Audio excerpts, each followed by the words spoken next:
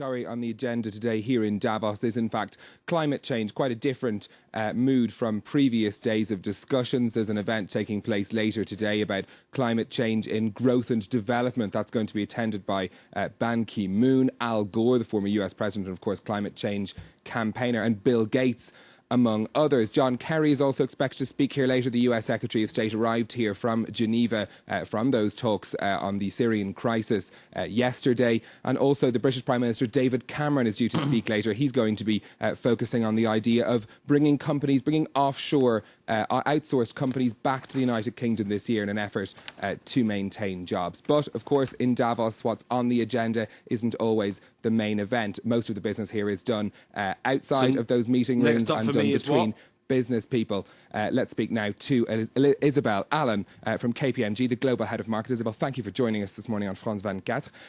You were here last year, you're here again this year. People are describing this as a post-crisis summit. Would you agree with that? Absolutely. And what a difference a year has made in Davos. Last year, the atmosphere was quite somber. If you remember, the threat of the collapse of the euro hadn't been dismissed yet. The signs of economic recovery were quite sparse. And the mood of the business community was not quite what it is this year. Definitely from the conversations with the CEOs that we've had, you really feel that the business community is picking up signs that a number of things are turning for the better. Sure, not everything has been solved, but the conversations we're having with our clients certainly echo that.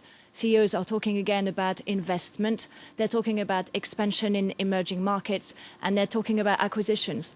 So where you talk about emerging markets, where you work with some of the world's biggest companies, where are they expecting to see their growth in 2014?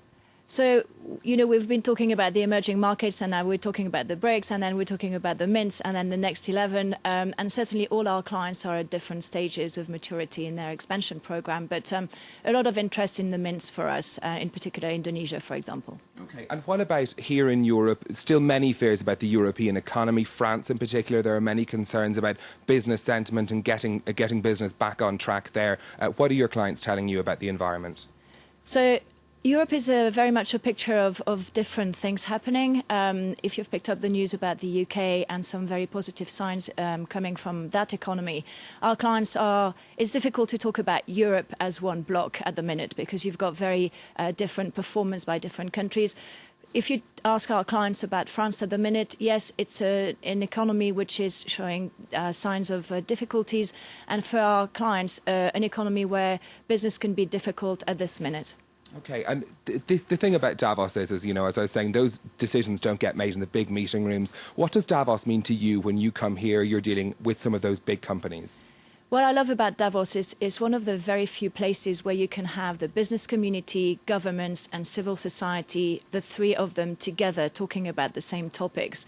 If I take the three key takeaways for me this year, when you talk about youth unemployment, when you talk about the disruptive changes that are coming through from the power of innovation and technology and new generations coming to work with different aspirations, and gender parity, when you have those three people at the table, you get to a better conversation. And certainly I've observed that in all the sessions I've attended today. I'd like to pick up on that point about gender parity. The number of female participants in Davos is down to just 15% this year, down again. Does that reflect on the discussions, do you think?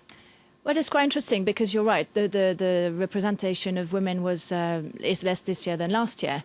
It's funny because the topic, though, have become more mainstream. In the past, the gender diversity agenda has been more on the fringe. It was very much core and centre of a lot of discussions this year. Okay, that's very interesting. Isabel Allen from KPMG, thank you for joining us on France 24. Just time for a quick look at the markets before we go. And in Asia, a fairly mixed picture, in fact, across the indices. The Nikkei in Japan down by more than 2%, this after further fluctuations in the value of their currency.